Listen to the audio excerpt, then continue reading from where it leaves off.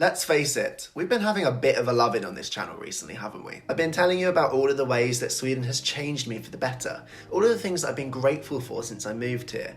And I get it, by now you're probably thinking, just hand me the sick bag already. This has become some kind of bubblegum candy land. So today I thought I'd take it back down a level with a healthy dose of reality. Today we're talking about the weird, wacky and wonderful things that are so unique to Sweden that you would never find anywhere else in the world. And let's face it, if some of these things have already slipped through the net and across the border, God help you. Okay, you guys, maybe that was a teeny weeny bit melodramatic, but you guys know by now that if I wasn't sarcastic, this wouldn't be half the fun, right? And with that said, let's dive into 5 weird things that the Swedes do that you will only find here.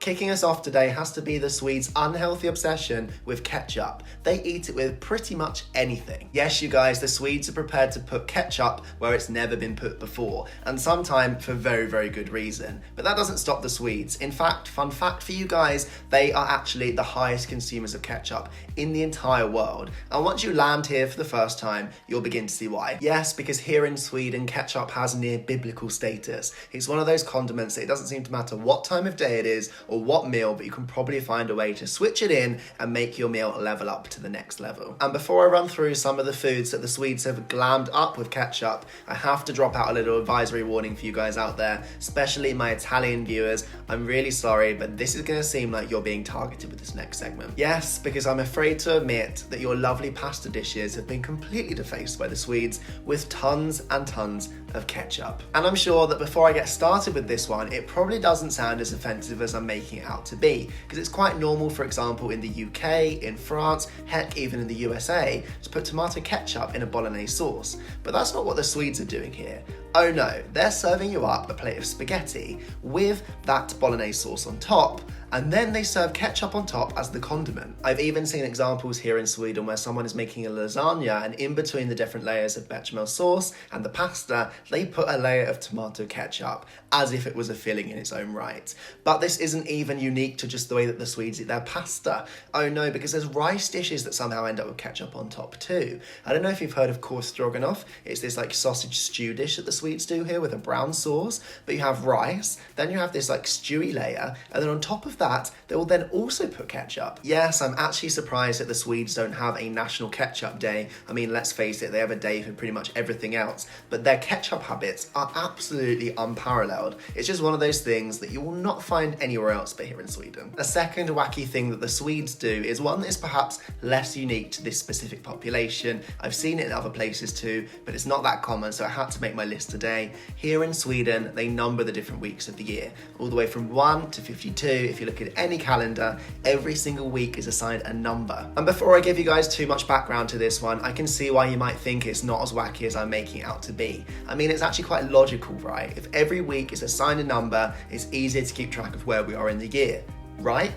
Except the Swedes don't do that. Don't get me wrong, I'm pretty sure that there must be Swedes out there that are very, very well aware of which week we're in at every point in the year. There's some of you out there right now watching that probably know which week we're in, but the rest of us, myself included, have no idea. And this isn't unique to just me. In fact, there's lots of Swedes that will only know which week it is when it comes to the holiday season in the summer vacation. Yes, because here in Sweden, it only seems to matter which week it is if it's tied to the fact that you get to be free from work and going to do something fun with the family. In fact, there's lots of Swedes that will happily tell you in week 10, which by the way is probably in late February, early March sometime, that they are having 5 weeks off between week 28 and week 32.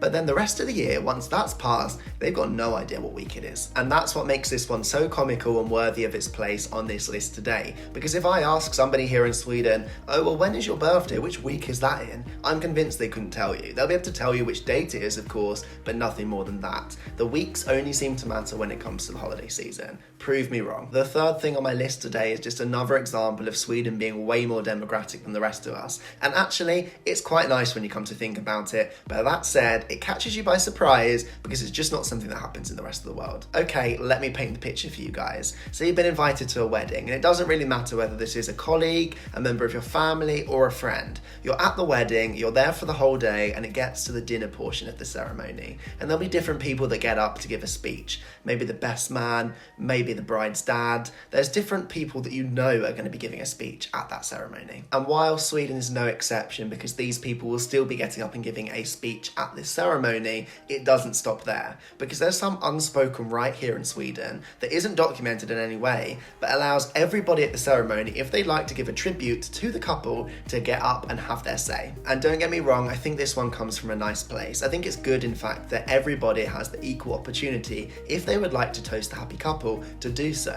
But if you're in the UK or America, for example, you'd have to go and ask somebody that was involved in the bridal procession, probably the best man or someone like that, if you were able to give a speech. Whereas here in Sweden, you can just get up turn after turn, have your say. You've probably prepared something that you wanted to say even before you got to the ceremony today, and nobody else has any clue how many of these speeches there's going to be. So if you're part of a friendship group of extroverts, expect to be sat there the entire weekend, because everybody is entitled to get up with their pre-prepared script and say what they want to say. So maybe you'll be sat there for hours and hours as everybody takes their turn to make their jokes and make their statements. If that's not a motivation to keep the number of guests at your wedding to an absolute minimum, I don't know what is, right? The fourth kind of funny thing that happens here in Sweden takes us to their roads, and specifically the streets that tend to be very busy with lots of cars moving very fast. Yes, because for this one we're talking about the way that the speed cameras work here in Sweden. Because did you know if you're driving too fast here in Sweden, in order to be charged for that, they have to be able to get a photo of your face. This is a prime example of how they do things here in Sweden, very differently to what at least I'm used to in the UK. Because in the UK we have this system which is called average speed cameras, which basically means that they track our number plates as the car moves along a road, and they have a pretty good idea, even sometimes before we do, if we're driving too fast or we're driving legally. Whereas here in Sweden it works a bit different. It's the car that needs to be insured, not the person. So what that means is, in order to make sure that it's you that was the one that was driving the car and you are the one that needs to get the fine, they need to get a picture of your face. It's not just enough to know that it's the number plate of that car or that it's this specific model that was being driven. And the fact that there's no average speed cameras here in Sweden is also something I find quite interesting, because if you know the roads well, you could, hypothetically speaking, drive really fast on the portion of the road where you know that there's no cameras, and then when you know there's quite a few, slow down your speed, and they will have no idea what you did in between those spaces. So there's no way of knowing if you're driving too fast or illegally, for example. Whereas in England, they've got a much better idea of that, and people can be stopped before they do some damage. The fifth and final thing on my list today of the weird things that the Swedes do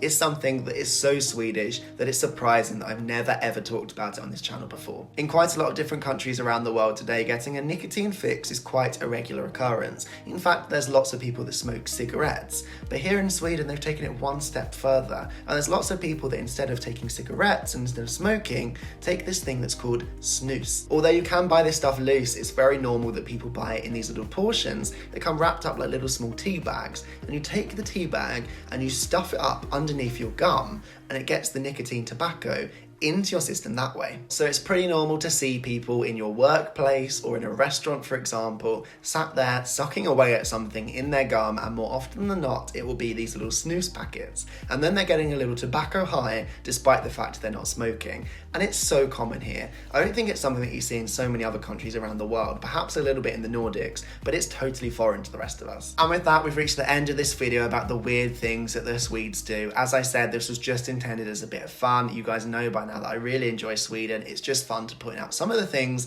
that make it unique and different. So if you're Swedish yourself, jump down into comments below and let me know what else I should talk about that you think is uniquely Swedish. Likewise, if you come from abroad, perhaps further afield than me, let me know down below what surprised you. What did you think was weird when you first arrived? Once you're done doing that, please drop me a like if you haven't done so already. I would really appreciate it. New videos on my channel all the time, and I really appreciate your guys' support. If you're not subscribed yet, you know what to do. Make sure you do that. And as I say, thank you so much for watching. I'll be back soon with a very new video. And until then, thank you for continuing to watch and support. And I hope you guys have a great day, whatever you're up to.